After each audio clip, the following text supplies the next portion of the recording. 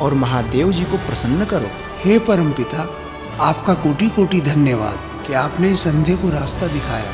अब आपसे एक विनती है, मैं भोलेनाथ को प्रसन्न करूं और उसमें सफलता प्राप्त करूं। आप मुझे यह वरदान दें। जाओ वत्स, तुम्हारा कल्याण हो।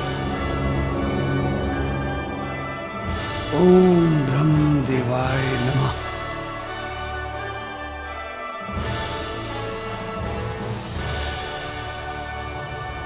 ओम नमः शिवाय। ओम नमः शिवाय। ओम नमः शिवाय। अब आगे क्या होगा नाथ? आगे आगे तो वही होगा देवी जो भोलेनाथ चाहते हैं। प्रणाम देवगण।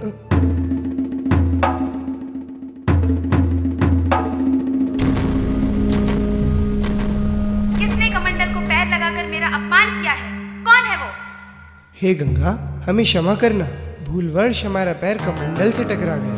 भूलवश नहीं, आपने जानबूझकर मेरा अपमान करने के लिए ऐसा किया है। नहीं गंगा, यह तुम्हारा भ्रम है। श्री हरि का ऐसा उद्देश्य कदापि नहीं था। इनके इस कार्य में मेरा भ्रम नहीं बल्कि इनका अहंकार झलकता है। देवी सरस्वती ये नारी जाति को हमेशा से ही दबाते आ रहे हैं। ये तुम कैसी बातें कह रही हो देवी गंगा? श्री हरि कदाचित ऐसा कार्य नहीं कर सकते। अवश्य ही उनसे भूल हुई है। हाँ देवी गंगा, इस अपराध के लिए मैं आपसे पूर्ण क्षमा मांगता हूँ। अपमान करके क्षमा मांगना कहाँ की रीत है श्री हरि? क्या आप मेरे अपमान की भरपाई कर सकते हैं?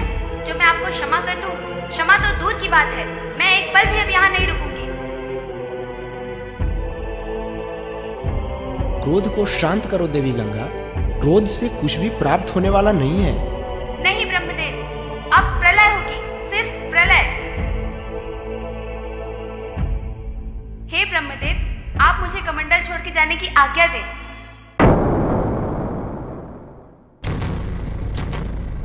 नारायण नारायण।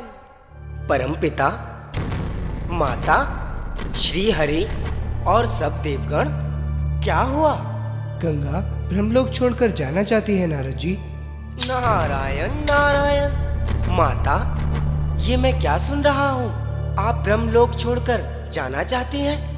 नारायण नारायण। जानती हूँ नारद जी, किंतु अब मैं यहाँ पे कदापि नहीं रहूंगी। परंतु यदि आप यहाँ से चली गईं, तो आपके वेग को कौन संभालेगा? नारायण नारायण। ये मेरा अपमान हुआ है नारद जी, और ये जानबूझकर किया गया है। अब मैं इसका बदला अवश्य लेकर रहूंगी। श्री हरि ने तो आपसे क्षमा मांग ही ली है गंगा, फिर आपका अपमान कैसा?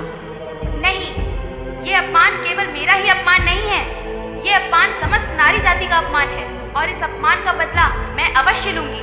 इसीलिए हे ब्रह्मदेव, आप मुझे यहाँ से जाने की आज्ञा दीजिए। नहीं गंगा, मैं तुम्हें ये कार्य करने की आज्ञा नहीं दे सकता। तो मैं स्वयं यहाँ से निकलकर चली जाऊंगी। छोटा मुंह बड़ी बात। परमपिता, इस समस्या का निदान तो भोलेनाथ ही कर सकते हैं। नारद जी ठीक कह रहे हैं ब्रह्मदेव, इस समस्या से निवारण पाने के लिए प्रभु भोलेनाथ के पास जाना पड़ेगा।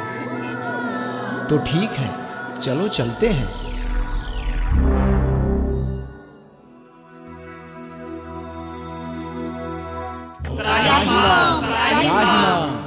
हे शिव शंकर, अब आप ही कुछ कीजिए।